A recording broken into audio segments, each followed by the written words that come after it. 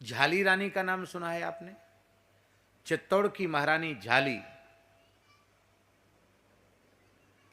जो मीरा जी की सास, ददिया सास लगती थी। झाली रानी मीरा जी की ददिया सास लगती थी। बड़ी साधिका थी उच्च कोटि की।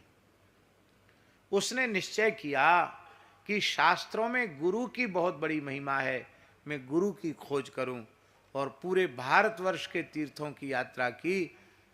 उसका संकल्प था, जिस संत सदगुरु की गोद में मुझे मेरे इष्ट श्री रघुनाथ जी का दर्शन हो जाएगा, मैं उसी के चरणों में अपना समर्पण करूंगी। और वो अनेक जगहों पर गई, पर उसे दर्शन नहीं हुआ।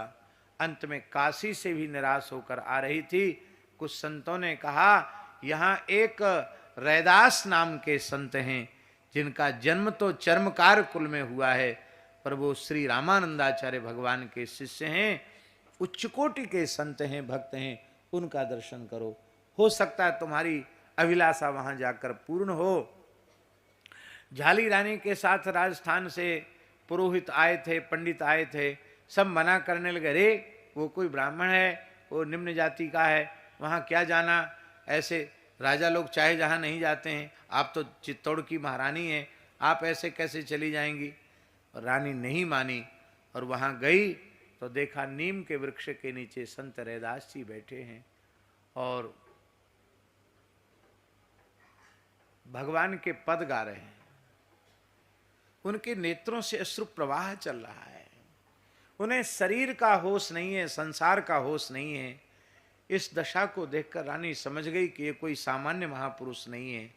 श्रद्धा से जैसे ही प्रणाम किया और भावपूर्वक उनका दर्शन किया झाली रानी ने, तो क्रीट मुकुटधारी रघुनाथ जी रैदास जी की गोद में बैठे थे। रानी ने कहा, मेरा निश्चय पूरा हुआ, मैं यहीं शरणागति ग्रहण करूंगी। और हठपूर्वक रानी ने रैदास जी को अपने गुरु के रूप में स्वीकार किया। और भक्तमाल में विस्तृत चरित्र नाभाजी ने लिखा है, महाराज झाली रानी ने चित्तौड़ में रैदास जी को बुलाकर विशेष सम्मान किया, और वो रैदास जी महाराज उन्हीं को गुरु रूप में, नन्ही सी बालिका मीरा ने उन्हीं को अपने गुरु रूप में स्वीकार किया।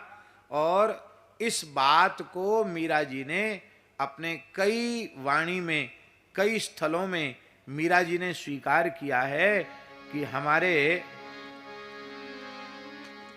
हमारे गुरु श्री रैदास जी हैं। जय जय श्री राम।